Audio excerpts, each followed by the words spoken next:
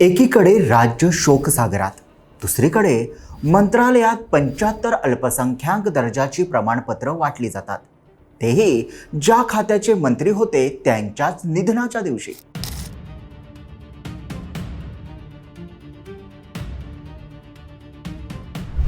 माजी उपमुख्यमंत्री अजित पवार यांच्या विमान अपघातात झालेल्या निधनानंतर राज्यात शासकीय दुखवटा जाहीर होतो. मात्र याच काळात अल्पसंख्याक विकास विभागाकडून 75 शैक्षणिक संस्थांना अल्पसंख्याक दर्जा देण्यात आल्याचा प्रकार समोर आला आणि राज्याच्या राजकारणात खळबळ उडाली. हे प्रमाणपत्र कोणी दिले? सही कोणी केली?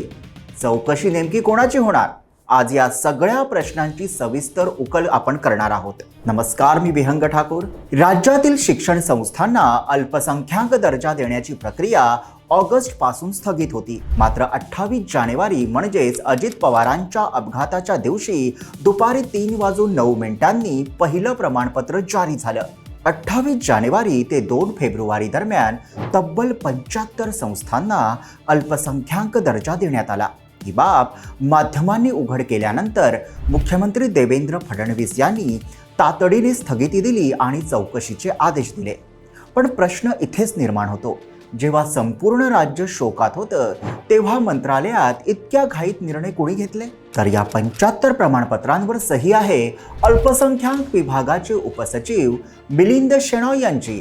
मिलिंद शेणॉय हे मंत्रालयातील वरिष्ठ अधिकारी असून अल्पसंख्याक विकास विभागात उपसचिव म्हणून कार्यरत आहेत. अर्थसंकल्पीय बैठका आणि विभागीय शिफारसींमध्येही त्यांचा सहभाग राहिलाय. हा मुद्दा खूप महत्त्वाचा आहे, कारण अल्पसंख्याक दर्जा मिळाल्यावर शाळांना काही विशेष सवलती मिळतात. तर मग या शाळांना अल्पसंख्याक दर्जा का हवा असतो? तर अल्पसंख्याक दर्जाच्या शाळांना RTE कायदा लागू होत नाही. RTE कायदा लागू नसल्यानं 25% गरीब विद्यार्थ्यांच्या प्रवेशाचं बंधन नाही. अल्पसंख्याक शाळात शिक्षकांना TETची अट नाही. अल्पसंख्याक शाळेतील शिक्षकांना पदोन्नतीमध्ये सवलत मिळते. अल्पसंख्याक शाळांना विविध कारणांसाठी कोट्यावधींचं अनुदान मिळतं. देणग्या आणि निधी उभारणीतही मुभा मिळते. म्हणजेच हा दर्जा म्हणजे केवळ मान्यता नसून मोठे प्रशासनिक आणि आर्थिक फायदे मिळतात. म्हणूनच 75 प्रमाणपत्रांचं एकाच वेळी वाटप हा संशयास्पद ठरतो. या वादानंतर उपमुख्यमंत्री तथा अल्पसंख्याक विकास मंत्री सुनेत्रा पवार यांनी तातडीची बैठक घेतली. सह्याद्री राज्य अतिथीगृह येथे झालेल्या बैठकीत त्यांनी स्पष्ट निर्देश दिले. चुकीच्या पद्धतीने दिलेली प्रमाणपत्रे तपासा, दोषींवर कठोर कारवाई करा, निधी पारदर्शकपणे वाटप करा, विभाग अधिक लोकाभिमुख करा. या प्रकरणात 3 गोष्टी महत्त्वाच्या आहेत. प्रक्रिया स्थगित असताना निर्णय कसा झाला? इतक्या घाईची कारणं काय?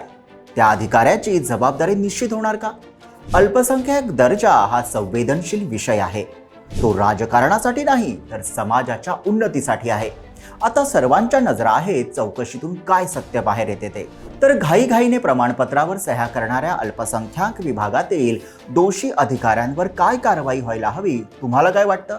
कमेंटमध्ये लिहा आणि व्हिडिओला लाईक करा, शेअर करा आणि आमच्या YouTube चॅनलला सबस्क्राईब करा. क्या बात?